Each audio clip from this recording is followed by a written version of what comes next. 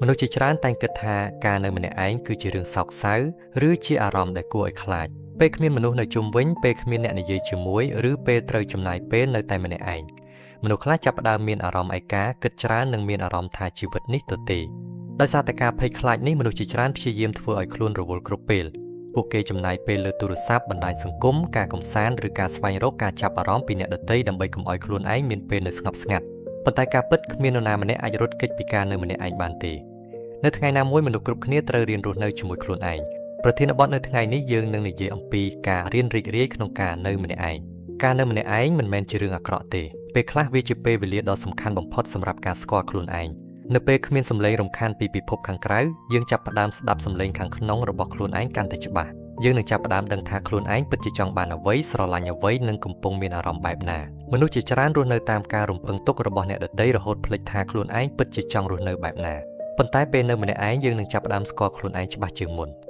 ការរៀនរស់នៅម្នាក់ឯងដោយសុខចិត្តក៏ជួយឲ្យយើងមិនពឹងផ្អែកលើអ្នកដទៃខ្លាំងពេកផងដែរពេលខ្លះយើងគិតថាចាំបាច់យើងត្រូវមានអ្នកណាម្នាក់ដើម្បីធ្វើឲ្យខ្លួនឯងមានសេចក្តីសុខដូច្នេះយើងនឹងភ័យខ្លាចក្នុងការបាត់បង់មនុស្សភ័យខ្លាចចំពោះការចាកចេញនិងភ័យខ្លាចភាពឯកាប៉ុន្តែនៅពេលដែលយើងអាចសប្បាយចិត្តជាមួយខ្លួនឯងបានយើងនឹងចាប់ផ្ដើមមានសេរីភាពផ្លូវចិត្តយើងមិនចាំបាច់រងចាំការទទួលស្គាល់ពីអ្នកដទៃដើម្បីមានអារម្មណ៍ថាខ្លួនមានតម្លៃទៀតទេយើងចាប់ផ្ដើមយល់ថាខ្លួនឯងគ្រប់គ្រាន់សម្រាប់ខ្លួនឯងពេលនៅម្នាក់ឯងយើងក៏អាចមានពេលសម្រាកនិងរៀបចំអារម្មណ៍របស់ខ្លួនបានល្អជាងមុនផងដែរ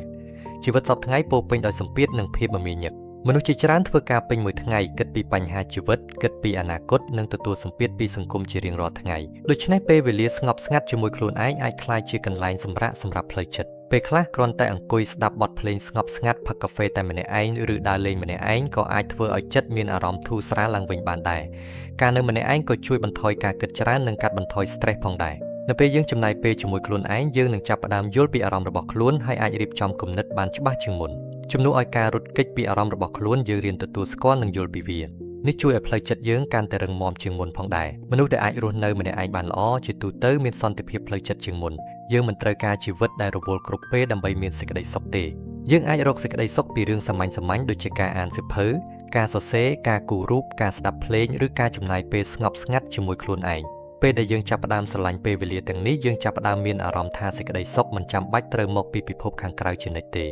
ប៉ុន្តែគំនិតនេះក៏ត្រូវការតុល្យភាពផងដែរការរៀនរីករាយក្នុងការនៅម្នាក់ឯងមិនមែនមានន័យថាត្រូវកាត់ខ្លួនចេញពីសង្គមឬមិនត្រូវការមនុស្សផ្សេងទៀតនោះទេមនុស្សនៅតែត្រូវការក្តីស្រឡាញ់ការយល់ចិត្តនិងទំនាក់ទំនងល្អពីអ្នកដទៃប្រសិនបើការនៅម្នាក់ឯងក្លាយជាការបិទខ្លួនឯងពីពិភពខាងក្រៅវាអាចធ្វើឲ្យមនុស្សកាន់តែឯកោនិងសោកសៅដូច្នេះចំណុចសំខាន់គឺការមានតុល្យភាពរវាងពេលវេលាជាមួយខ្លួនឯងនិងពេលវេលាជាមួយមនុស្សជុំវិញខ្លួនមនុស្សជាច្រើនមិនបានដឹងទេថាភាពឯកោនិងការនៅម្នាក់ឯងគឺមិនដូចគ្នាទេភាពឯកោគឺជាអារម្មណ៍ទទេនៅខាងក្នុងទោះបីមានមនុស្សនៅជុំវិញក៏ដោយប៉ុន្តែការនៅម្នាក់ឯងអាចជាពេលវេលាដ៏ស្ងប់សុខដែលជួយឲ្យមនុស្សស្គាល់ខ្លួនឯងនិងអាចសម្រាកផ្លូវចិត្តបាននៅពេលយើងរៀនធ្វើជាមិត្តល្អជាមួយខ្លួនឯងយើងនឹងលែងមានការភ័យខ្លាចចំពោះភាពស្ងប់ស្ងាត់ដូចមុនទៀតលើសពីនេះការនៅម្នាក់ឯងក៏អាចជួយបង្កើតគំនិតថ្មីៗនិងភាពច្នៃប្រឌិតផងដែរមនុស្សជាច្រើនរកឃើញគំនិតល្អៗនៅពេលពួកគេស្ថិតនៅក្នុងភាពស្ងប់ស្ងាត់ពេលគ្មានសម្លេងរំខានចិត្តអាចគិតបានច្បាស់និងស្រួលផ្ដោតអារម្មណ៍នេះហើយជាមូលហេតុដែលមនុស្សមួយចំនួនចូលចិត្តធ្វើដំណើរម្នាក់ឯងឬចំណាយពេលស្ងប់ស្ងាត់ដើម្បីរៀបចំគំនិតនិងស្វែងរកខ្លួនឯងឡើងវិញសរុបមកវិញការរៀននៅម្នាក់ឯងមិនមែនជាការរស់នៅដោយឯកោឬគេចចេញពីមនុស្សទាំងអស់នោះទេវាគឺជាការរៀនស្រឡាញ់ខ្លួនឯងរៀនរស់នៅជាមួយអារម្មណ៍របស់ខ្លួននិងរៀនរកសេចក្តីសុខពីខាងក្នុងនៅពេលយើងអាចរស់នៅម្នាក់ឯងដោយសុខចិត្តយើងក៏ចាប់ផ្ដើមមានសន្តិភាពផ្លូវចិត្តមិនភ័យខ្លាចការបាត់បង់និងមិនពឹងផ្អែកលើពិភពខាងក្រៅខ្លាំងដូចមុនទៀតដែរហើយពេលនោះយើងនឹងចាប់ផ្ដើមយល់ថាសេចក្តីសុខពិតប្រាកដមិនមែនកើតពីការមានមនុស្សជុំវិញគ្រប់ពេលទេប៉ុន្តែកើតពីការដែលយើងអាចរស់នៅជាមួយខ្លួនឯងដោយស្ងប់សុខ